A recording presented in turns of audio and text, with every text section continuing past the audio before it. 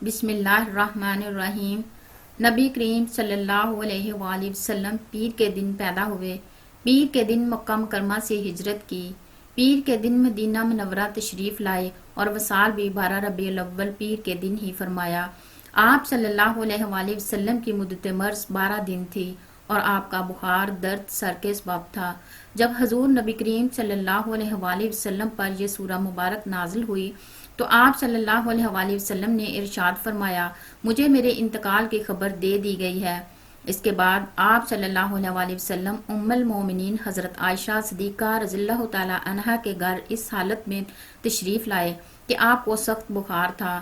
حضرت بلال حبشی رضی اللہ تعالی عنہ فرماتے ہیں، جب میں صبح کو بیدار ہو کر آپ صلی اللہ علیہ وآلہ وسلم کے حجرہ کے پاس حاضر ہوا تو عرض کیا، یا رسول اللہ صلی اللہ علیہ وآلہ وسلم، تو آپ نے حضرت فاطمہ رضی اللہ تعالی عنہا کو ارشاد فرمایا، اے فاطمہ، بلال سے کہہ دو کہ ابو بکر کو سلام کہو اور کہو کہ لوگوں کو نماز پڑھائیں۔ حضرت بلال رضی اللہ تعالی عنہ فرماتے ہیں، میں روتا ہوا واپس پلٹا، میں مدینہ کی گلیوں میں گھومتا جاتا اور کہتا جاتا، آہ میرے سردار، آہ میرے جلیل القدر نبی، کاش بلال کو اس کی ماں نہ جنتی۔ اس کے بعد حضرت بلال مسجد میں آئے تو مسجد لوگوں سے کھچا کھچ بھری ہوئی تھی۔ حضرت بلال رضی اللہ تعالی عنہ نے حضرت ابو بکر صدیق رضی اللہ تعالی عنہ سے ملاقات کی اور حضور کا سلام و پیغام پہنچایا۔ اس کے بعد حضرت بلال رضی اللہ تعالی عنہ نے صدا لگا کر نماز کے لیے اقامت کہی۔ جب اللہ اکبر کہا تو مسلمان صبر ہونے لگ گئے۔ حضرت بلال رضی اللہ تعالی عنہ پر رکعت طاری ہو گئی، وہ رونے لگے اور روتے روتے اقامت کہی۔ اس کے بعد حضرت ابو بکر صدیق رضی اللہ تعالی عنہ آگے بڑھے اور لوگوں کو امامت کرائی۔ جب آپ رضی اللہ تعالی عنہ نے بسم اللہ شریف پڑھ کر سورۃ فاتحہ کی تلاوت شروع کی تو آپ رضی اللہ تعالی عنہ کی نظر اس جگہ پر پڑی جہاں سرکار دو عالم صلی اللہ علیہ وآلہ وسلم تشریف فرمایا کرتے تھے، تو رونے سے آپ کی ہچکی بند گئی اور سب لوگ رونے لگے۔ جب حضور نبی کریم صلی اللہ علیہ وآلہ وسلم نے لوگوں کا رونا دھونا سنا تو حضرت فاطمہ رضی اللہ تعالی عنہا سے دریافت فرمایا، جی مسجد میں آہ و بکار ہونے کی آواز کیسی ہے؟ انہوں نے عرض کی، لوگوں نے آپ کو نماز میں نہ پایا اس لیے رو رہے ہیں۔ آپ نے اپنا سر اقدس اٹھایا اور دعا کی، یا اللہ، بخار پر مامور فرشتے کو حکم دیں کہ تیرے نبی کی سختی تھوڑی سی کم کر دے تاکہ میں جا کر لوگوں کو نماز پڑھا لوں اور دنیا چھوڑنے سے پہلے اپنے صحابہ کو الوداع کہہ لوں۔ اس کے بعد حضور نبی کریم صلی اللہ علیہ وآلہ وسلم نے وضو فرمایا اور حضرت سیدنا فضل بن عباس رضی اللہ تعالی عنہ، حضرت اسامہ بن زید رضی اللہ تعالی عنہ اور حضرت علی المرتضیٰ رضی اللہ تعالی عنہ کا سہارا لے کر گھر سے باہر تشریف لائے۔ جب مسلمانوں نے حضور نبی کریم صلی اللہ علیہ وآلہ وسلم کے انوار مسجد میں داخل ہوتے دیکھے تو آپ کی آمد محسوس کی تو صف در صف جدا ہوتے جاتے اور آپ صلی اللہ علیہ وآلہ وسلم ان کے درمیان سے گزرتے جاتے، حتیٰ کہ آپ محراب اقدس کے پاس پہنچ گئے۔ حضرت ابو بکر صدیق رضی اللہ تعالی عنہ کے برابر کھڑے ہو کر لوگوں کو نماز پڑھائی۔ اس کے بعد حضور نبی کریم صلی اللہ علیہ وآلہ وسلم نے منبر اقدس پر جلوہ افروز ہوئے اور ارشاد فرمایا، اللہ کی حمد و ثنا کی اور الوداع کہنے والے کی طرح چہرہ اقدس لوگوں کی طرف متوجہ کیا اور فرمایا، اے لوگو، کیا میں نے تم کو رسالت نہ پہنچا دی اور نصیحت و امانت ادا نہ کر دی؟ لوگوں نے عرض کی، کیوں نہیں یا رسول اللہ صلی اللہ علیہ وآلہ وسلم، بے شک آپ نے رسالت پہنچا دی اور امانت ادا کر دی اور امت کے خیر خواہی کی اور اللہ کی عبادت کی یہاں تک کہ آپ کا آخری وقت آ گیا۔ اللہ ہماری طرف سے آپ کو ہر نبی کی جزا سے افضل جزا دے جو اس نے ہر نبی کو اس کی امت کی طرف سے عطا کی۔ پھر آپ صلی اللہ علیہ وآلہ وسلم منبر تشریف سے اترے اور صحابہ رضوان علیہ اجمعین کو الوداع کہا، ان سے ہاتھ ملایا۔ تمام صحابہ کرام رو رہے تھے۔ پھر سرکار دو عالم صلی اللہ علیہ وآلہ وسلم حضرت عائشہ صدیقہ رضی اللہ تعالی عنہا کے گھر تشریف لے گئے اور مرض میں مبتلا رہے، یہاں تک کہ ملک الموت ایک آدمی کے روپ میں حاضر خدمت ہوئے اور حجرہ اقدس کے دروازے پر کھڑے ہو کر عرض کی، السلام علیکم، اے سرچشمہ نبوت اور رسالت کے اہل بیت، کیا مجھے آپ کی خدمت میں حاضری کی اجازت ہے؟ حضرت فاطمہ الزہرا رضی اللہ تعالی عنہا نے جواب فرمایا، اے شخص، آپ صلی اللہ علیہ وآلہ وسلم اپنے آپ میں مشغول ہیں۔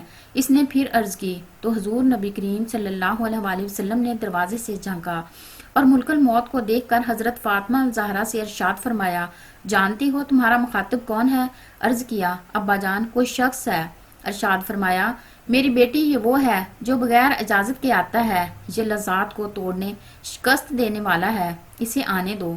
پس وہ حاضر خدمت ہوئے، سلام کیا اور عرض کی، یا رسول اللہ صلی اللہ علیہ وسلم، اللہ نے مجھے یہ حکم دے کر بھیجا ہے کہ آپ کی اجازت کے بغیر آپ کی روح قبض نہ کروں، آپ کا کیا حکم ہے؟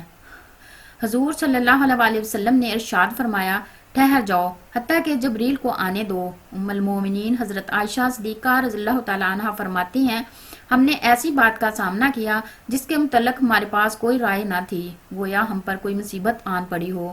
اس بات کی بڑھائی اور ہیبت کی وجہ سے گھر میں کوئی بھی نہ بول سکتا تھا۔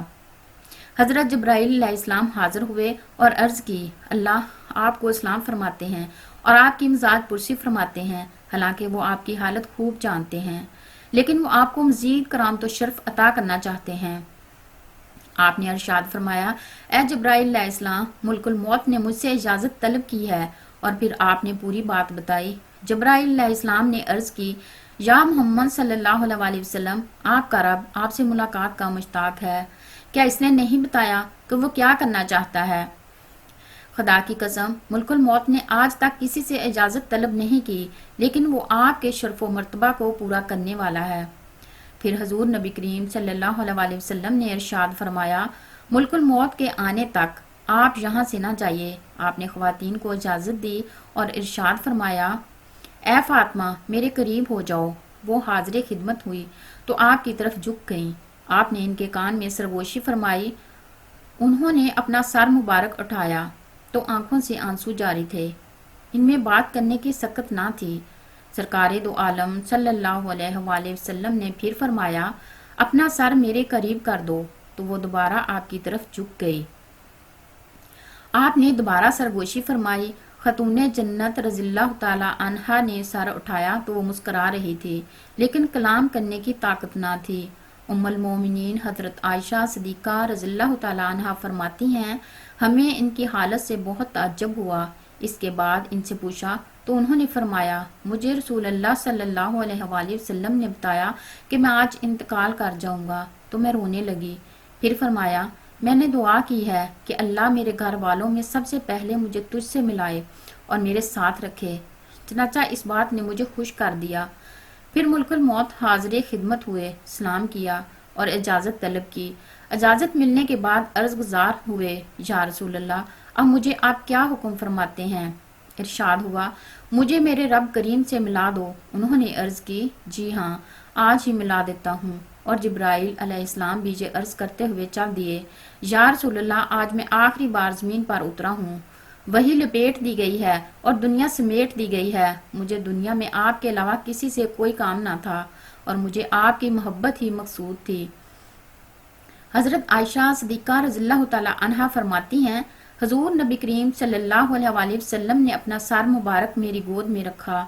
آپ پر بے ہوشی طاری ہو گئی، یہاں تک کہ بے ہوشی غالب آ گئی، اور آپ کی پیشانی سے اس قدر پسینہ ٹپکتا تھا کہ میں نے کبھی کسی انسان سے اس قدر پسینہ بہتے نہیں دیکھا۔ میں وہ پسینہ پونجتی جاتی تھی اور اس سے زیادہ خوشبودار چیز میں نے کبھی نہیں دیکھی۔ حضور نبی کریم صلی اللہ علیہ وآلہ وسلم وقت وصال جبرائیل امین علیہ السلام سے پوچھنے لگے، میرے بعد میری امت کے لیے کون ہوگا؟ تو اللہ نے جبرائیل علیہ السلام کی طرف وحی نازل فرمائی کہ میرے محبوب کو خوشخبری سنا دو کہ میں اس سے اس کی امت کے سلسلے میں رسوا نہیں کروں گا، اور اسے یہ خوشخبری بھی دے دے کہ جب لوگوں کو قبروں سے باہر نکالا جائے گا، وہ سب سے پہلے میرا حبیب باہر تشریف لائے گا۔ جب لوگ جمع ہوں گے تو میرا محبوب ان کا سردار ہوگا، اور جب تک ان کی امت جنت میں داخل نہ ہو جائے تمام امتوں پر جنت حرام ہے۔ یہ سن کر آپ صلی اللہ علیہ وآلہ وسلم نے ارشاد فرمایا، اب میری آنکھیں ٹھنڈی ہو گئیں اور میرا دل خوش ہو گیا ہے۔ جب آپ کو ہوش آیا تو میں نے عرض کیا، میرے ماں باپ آپ پر قربان ہوں، آپ کی پیشانی پر اس قدر پسینہ کیوں ہے؟ حضور صلی اللہ علیہ وآلہ وسلم نے ارشاد فرمایا، اے عائشہ، مومن کی جان پسینے کے ذریعے نکلتی ہے اور کافر کی جان گدھے کی طرح اس کے بانچھوں سے نکلتی ہے۔ حضرت عائشہ صدیقہ رضی اللہ تعالی عنہا فرماتی ہیں کہ حضور نبی کریم صلی اللہ علیہ وآلہ وسلم کا سر مبارک میری گود میں ہی تھا کہ آپ نے اپنی جان جان آفرین کے سپرد کر دی۔ آپ کی وصال کی خبر سب سے پہلے امیر المومنین حضرت ابو بکر صدیق رضی اللہ تعالی عنہ کو ہوئی اور وہ سب سے پہلے حاضر ہوئے۔ حضور نبی کریم صلی اللہ علیہ وآلہ وسلم کے چہرہ اقدس پر یمنی چادر تھی۔ آپ نے چہرہ مبارک سے چادر ہٹائی، بوسہ لیا اور روتے روتے عرض کی، یا رسول اللہ صلی اللہ علیہ وآلہ وسلم، میرے ماں باپ آپ پر قربان۔ آپ نے پاکیزہ زندگی گزاری اور پاکیزہ وصال فرمایا۔ جو موت اللہ نے آپ کے لیے لکھ دی تھی وہ آپ نے پا لی۔ اسلام کے لیے خیر خواہی پر اللہ آپ کو بہترین جزا عطا فرمائے۔ پھر آپ رضی اللہ تعالیٰ عنہ لوگوں کی طرف نکلے اور آپ کے وصال کی خبر دی۔ حضرت فاطمہ رضی اللہ تعالیٰ عنہ کی فریاد نکلی، اے میرے عظیم باپ۔ حضرت حسن اور حسین رضی اللہ تعالیٰ عنہ نے صدا لگائی، اے ہمارے جد کریم۔